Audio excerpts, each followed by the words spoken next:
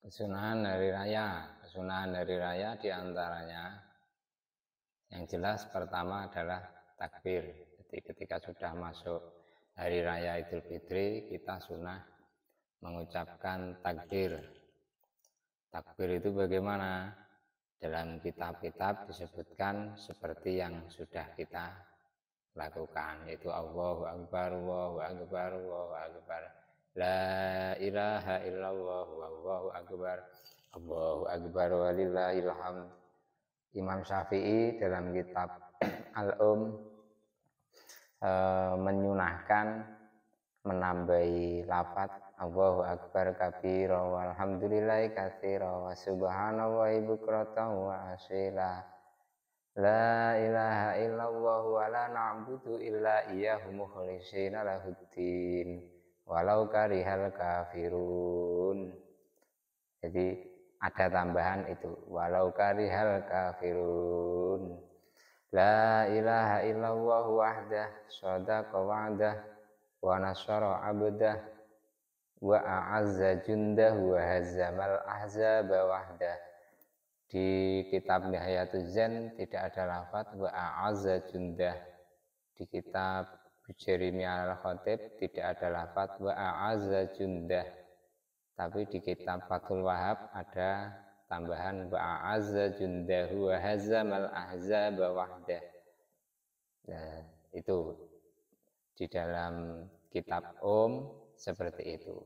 Terus la ilaha illallah wallahu akbar titik. Terus biasanya kan kita menambahi Allahu Akbar walillahil hamd. Itu juga disebutkan, dikatakan oleh Imam Syafi'i jika menambahi zikir itu bagus. Terus ada kesunahan lagi, sebenarnya kita disunahkan untuk menambahkan sholawat. Jadi setelah takbir yang saya sebutkan tadi, kita disunahkan bersolawat. Apa alasannya? Karena ada ayat warofa'na laka dzikrak ay la udzkaru illa wa tudzkaru ma'i. Saya tidak disebut kecuali engkau juga disebut. Bisa kita mengucapkan Allahumma sholli ala sayyidina Muhammad wa ala ali sayyidina Muhammad wa ala ashabi sayyidina Muhammad wa ala azwaji sayyidina Muhammad wa ala dzurriyyati sayyidina Muhammad wa sallama tasliman katsira wa sallim tasliman katsira. Bisa dengan lafaz itu, bisa, terserah, yang penting ada kesunahan kita membaca sholawat. Kemudian setelah, jadi takbir itu kan disunahkan ketika sudah masuk hari raya. Kemudian kesunahan takbir itu kita mengeraskan suara, entah di rumah, di jalan, atau di masjid, itu kita disunahkan mengeraskan suara. Apa tujuannya? Idhar, menampakkan syiar Id, menampakkan syiar hari raya. Jadi di rumah, di jalan, di masjid, kalau kita mungkin noto jajan ya karo noto jajan niku karo takbiran yang keras, sing ning dalan nggih tuku klambi karo takbiran niku sunah. Kemudian takbir ini waktunya sampai kapan? Yaitu sampai imam melakukan sholat Idul Fitri. Ketika imam sudah melakukan sholat Idul Fitri, maka kesunahan takbir ini berakhir.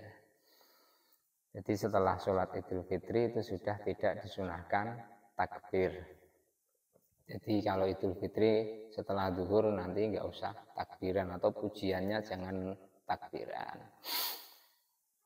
Kemudian ada lagi kesunahan yaitu mandi. Mandi ini masuk waktunya mulai nisful lail, jadi separuh malam. Sejak separuh malam ya kira-kira jam 12-an lah. itu sudah masuk nisful lail. Tapi yang afdol mandi itu dilakukan setelah masuk waktu subuh. Jadi setelah masuk fajar sodik itu lebih utama. Terus setelah kita mandi, kita kan disunahkan memakai pakaian yang bagus.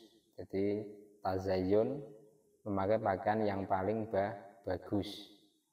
Kalau kita punya pakaian 5, pilih yang paling bagus yang mana, yang paling mahal yang mana, itu yang kita pakai. Nah, kalau warnanya putih itu malah bagus.